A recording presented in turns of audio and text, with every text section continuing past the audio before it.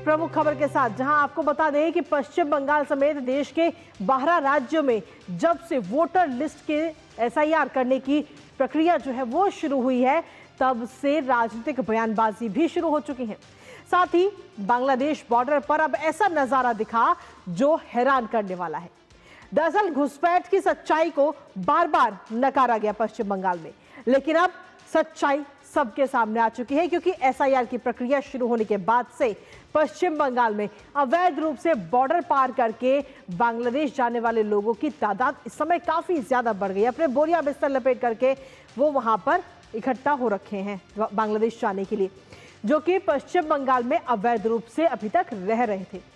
दोनों देशों में अवैध रूप से सीमा पार करके आने जाने का यह सिलसिला पहले घुसपैठियों के अलावा अधिकतर तस्करों के बीच में होता था, पर अब लोगों की भारी भीड़ इस समय वहां नजर आ रही है। और कितनी बड़ी संख्या में ये लोग पश्चिम बंगाल में रह रहे थे, जो जीता जाता उदाहरण है।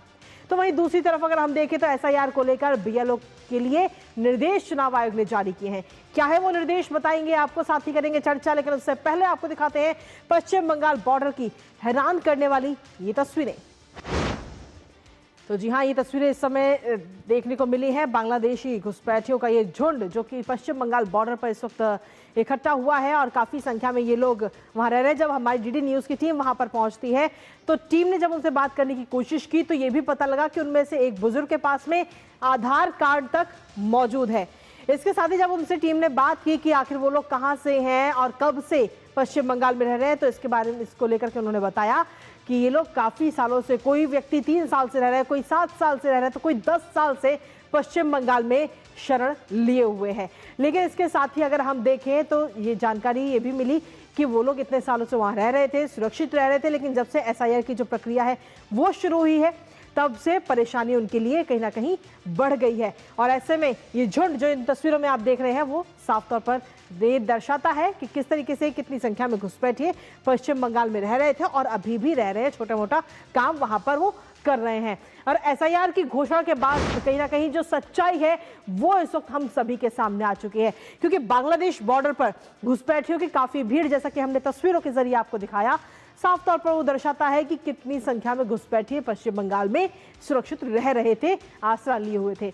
और अब एसआईआर की प्रक्रिया शुरू होने के बाद में बांग्लादेश वापस जाने की होड़ इन सभी के बीच में लग गई है। हालांकि जब डीडी न्यूज़ की टीम उनके पास पहुंचती है तो वो कैमरे से भी बचते हुए नजर आते हैं। कैमरे के आगे वो लोग नहीं आना चाहते, लेकिन जब कैमरे के पीछे से उनसे बात करी तो कई सारी चीजें उन्होंने बताई। उन्होंने बताया कि सालों से कोलकाता के उत्तर 24 परगना में वो लोग बसे हुए थे, वहां रह रहे थे, रोजगार कर रहे थे। कोई ईंट और भट्टे पर काम कर रहा था, तो कोई रैपिडो कार चला रहा था, कोई बाइक चला रहा था, यानी कि ड्राइवर बन के भी ये लोग काम कर रहे थे।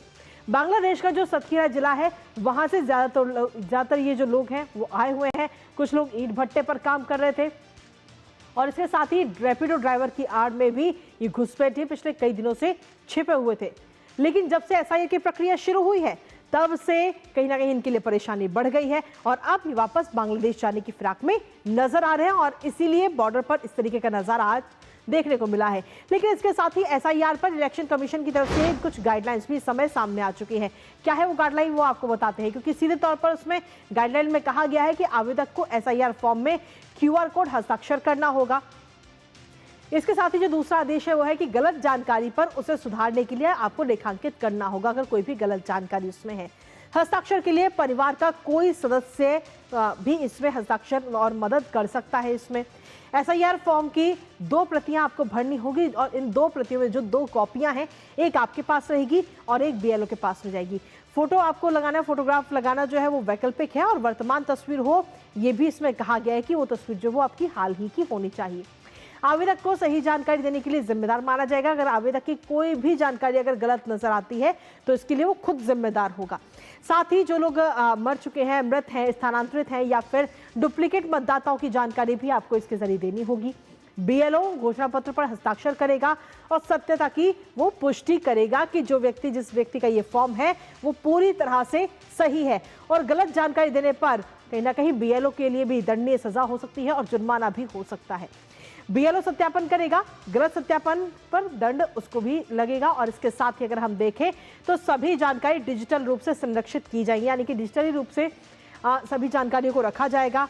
बिना जनगणना फॉर्म के लोग टोल फ्री नंबर पर भी कॉल कर सकते हैं। एसआईआर फॉर्म के लिए सहायक नंबर भी इसमें उपलब्ध है। तो सीधे तौर पर ये नई गाइडलाइंस इस समय जारी हुए, निर्देश हुए हैं, क्योंकि लगातार बीएलओ को लेकर के कई सारी चीजें इस वक्त सामने आ रही थी। लेकिन अब ये साफ कर दिया गया इलेक्शन कमीशन की तरफ से कि अगर किसी भी व्यक्ति के जो फॉर्म है उस पर अगर बीएलओ का हस्ताक्षर है तो सारी जिम्मेदारी बीएलओ की होती है। लेकिन इसके साथ ही अगर हम देखें तो बंगाल बीजेपी के जो वरिष्ठ नेता है दिलीप घोष ने राज्य की टीएमसी सरकार पर एसआईआर विरोध के मुद्दे पर सीधे तौर पर निशाना साधा है और उन्होंने कहा है कि खुद ममता बनर्जी भी एसआईआर फॉर्म भरेंगी, लेकिन वो राजनीतिक रोटियां सेकने की कोशिश भी कर रही हैं। हालांकि आम जनता जो है वो पूरी तरह से इससे सचेत है। आपको सुनाते हैं और क्या कुछ कहा उन्होंने। बंगाल में जब से एसआईआर शुरू हुआ उसके पहले से टीएमसी ने कंट्रोवर्सी शुरू किया है, लेकिन मुझे लगता है कि 99% लोगों के पास फॉर्म पहुंचा है, लोग फॉर्म भर के देंगे। ममता बनर्जी भी देंगी जो विरोध कर रही है, लेकिन फालतू का कंट्रोवर्सी करके राजनीति का रोटी सेकने का प्रयास हो रहा है। सामान्य जनता सचेत है, उन्होंने अपना फॉर्म फिलअप ठीक से करेंगे।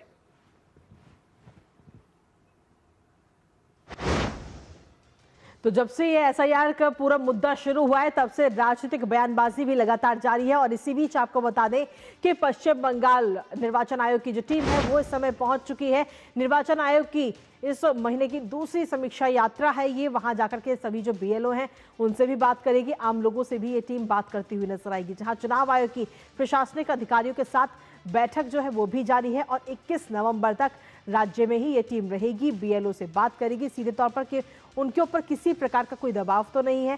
साथ ही आपको बता दें कि कोलकाता, दक्षिण 24 परगना, नदिया, मुर्शिदाबाद में एसआईआर की स्थिति की पूरी समीक्षा ये चुनाव आयोग की ये टीम करने वाली है। 21 तारीख तक ये टीम यहीं रहेगी कोलकाता में, या यूं कहें कि पश्चिम बंगाल में। साथ ही पहले दौर की अगर हम बात करें तो उत्तर बंगाल के 3 जिलों की समीक्षा उस वक्त की गई थी टीम की तरफ से। फॉर्म वितरण का कार्य भी लगभग पूरा हो चुका है और 1 करोड़ से ज्यादा फॉर्म डिजिटल हुए हैं। साथ ही आपको बता दें कि 27 अक्टूबर को अगर मतदाताओं की संख्या देखें तो वो भी काफ़ी ज़्यादा है और ऐसे में मार्च 2026 तक एसआईआर की जो पूरी प्रक्रिया है वो पूरी करनी है, क्योंकि आपको बता दें कि अगले साल पश्चिम बंगाल में विधानसभा के चुनाव भी होने और इन चुनावों से पहले ही एसआईआर की ये पूरी जो प्रक्रिया है वो पूरी करनी होगी और ऐसी उम्मीद भी है। हमारे साथ हमारे सहयोगी सौरभ दत्ता इस वक्त जुड़ गए हैं, सीधा उनका रुख करेंगे ताज़ा अपडेट के लिए। और सौरभ, सीधे तौर पर अगर हम देखें तो सबसे पहले हमने अपने दर्शकों को आज की कुछ जो खास तस्वीरें हैं वो हमने अपने दर्शकों को दिखाई कि बॉर्डर पर किस तरीके से घुसपैठियों की भारी भीड़ नजर आ रही है। क्योंकि इससे पहले अगर हम देखें तो पश्चिम बंगाल में लगातार ये बात कही गई राजनीतिक दलों की तरफ से कि वहां पर कोई भी घुसपैठिए नहीं है, लेकिन जब एसआईआर की प्रक्रिया शुरू हुई तो ये जो तस्वीर आई है वो अपने आप में पूरी सच्चाई बयां करती है। सौरभ। कृतिका, एकदम सही बात बोली है आपने। इवन ये जो एसआईआर है, इस एसआईआर का ऑब्जेक्टिव क्या है? इस एसआईआर का ऑब्जेक्टिव है कि वोटर लिस्ट से जो मृतक वोटर है, जो स्थानांतरित वोटर है और जो डुप्लीकेट वोटर है उनको हटाया जाए और साथ ही साथ जो इस देश के नहीं है वो इस देश के वोटर भी नहीं हो सकते। इस बात को कॉन्स्टिट्यूशन ने जो कहा है उसको एस्टेब्लिश करना है, उसको प्रतिष्ठित करना है। इस काम के करते दौरान जब ऐसा शुरू हुआ, यहाँ पे शुरू होने के बाद भी काफी सारे बातें आ रही थी कि कहीं जगह से जो बांग्लादेशी है वो अब दिखाई नहीं दे रहे हैं। वो बातें थी और अभी तस्वीर सामने है। उत्तर 24 परगना, नॉर्थ 24 परगना, स्वरूप नगर, हकीमपुर सीमांत का ये इलाका है और वहां पे देखा गया है कि बहुत सारे लोग जैसे जैसे इन्यूमरेशन फॉर्म डिस्ट्रीब्यूट हो गया उनको ये बात समझ में आ गया कि इस बार उनकी दाल गलने वाली नहीं है, तो उनको देखा गया कि वो जा रहे हैं। और ये सभी 7 खीरे, बांग्लादेश के जो 7 खीरे इलाका है वहां के बाशिंदा है, ऐसा ही उन लोगों का कहना है। कुछ लोगों ने बयान भी दिया है, ये माना भी है कि वो बांग्लादेश से आए थे और यहाँ पे 7-10 साल से यहाँ पे रह रहे थे यहाँ। लेकिन सवाल ये है, जो विपक्ष के जो नेता है, जो बीजेपी के, भाजपा के जो नेता है, वो जो सवाल उठा रहे हैं कि इनके पास आधार कार्ड भी है, तो ये आधार कार्ड उनको मिला कैसे? किसने उनको ये आधार कार्ड पाने में सहयोग किया है? कौन था वो व्यक्ति? वो कोई पॉलिटिकल व्यक्ति था? अगर वो पॉलिटिकल व्यक्ति था तो उनका आइडेंटिटी क्या था? ये एक बात है।